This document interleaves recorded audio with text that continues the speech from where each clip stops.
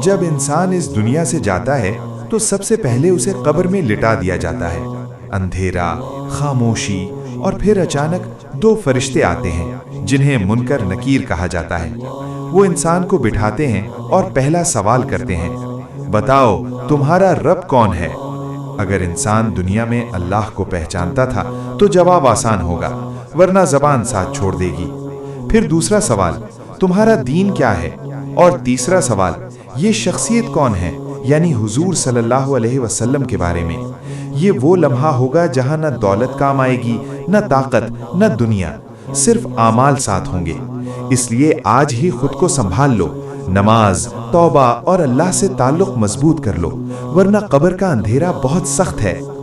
ने क्या खूब कहा था, खुद ही को कर बुलंद इतना कि हर तकदीर से पहले खुदा बंदे से खुद पूछे, बता तेरी रजा क्या है।